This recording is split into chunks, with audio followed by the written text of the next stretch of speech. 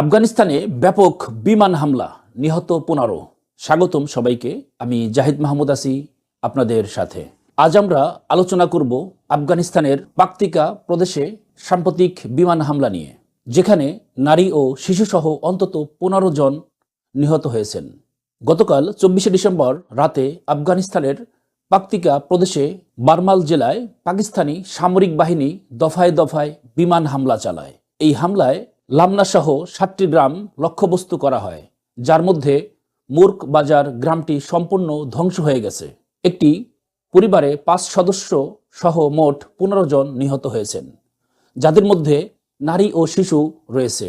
নিহতদের সংখ্যা আরও বাড়তে পারে বলে আশঙ্কা করা হচ্ছে। এ ঘটনার পর আফগানিস্তানের তালিবান সরকারের প্রতিরক্ষা মন্ত্রণালয় প্রতিশোধ নেওয়ার প্রতিশ্রুতি জানিয়েছে।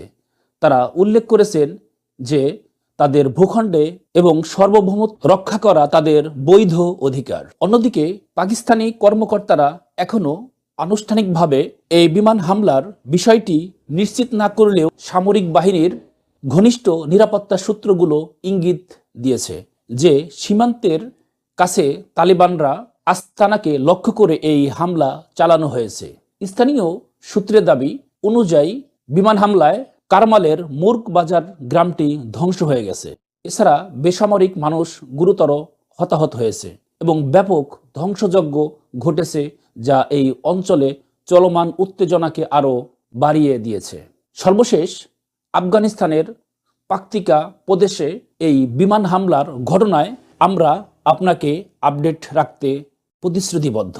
আরও তথ্যের জন্য আমাদের সঙ্গেই থাকুন। ভিডিওটি একটি লাইক দিয়ে আপনার মতামত কমেন্টে লিখুন। ধন্যবাদ।